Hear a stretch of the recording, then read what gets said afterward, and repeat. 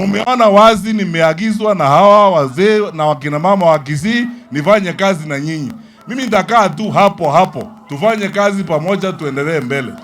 Tukiamua vile tutaamua, tutaenda safari hii mbele, kwa sababu we have no choice, because the country wants us to work together so that we can save this country. Na tukifanya kazi pamoja ni kupendana na kushirikiana na kuweka amani kwa nchi yetu, tuende mbele. La mwisho, wazee wa Kisii na akina mama, mimi nataka kuwashukuru mbele ya Mwenyezi Mungu na mbele ya hawa watu kwa heshima ambayo mmenionyesha, hii fimbo ambayo mmenipea na yale yote ambayo mmefanya leo.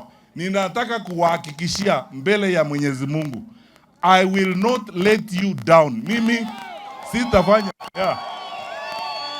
sitaenda kucheza huko nje, kwa sababu sasa mmenipea kazi ngumu kidogo ya kubeba hii, na nitabeba hii kwa heshima, na nitawakilisha watu wetu kwa heshima, kwa unyenyekevu na kwa kufanya kazi pamoja na nyinyi.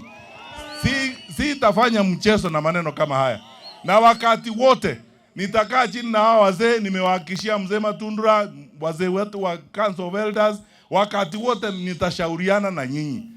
Liwe liwalo, mambo ikifanyika vile inafanyika, nitashauriana na nyinyi. Siwezi kwenda nje ya mwongozo wenu vile mmeniambia niendelee mbele, kwa sababu nchi yetu na jamii yetu inaendeshwa namna hiyo.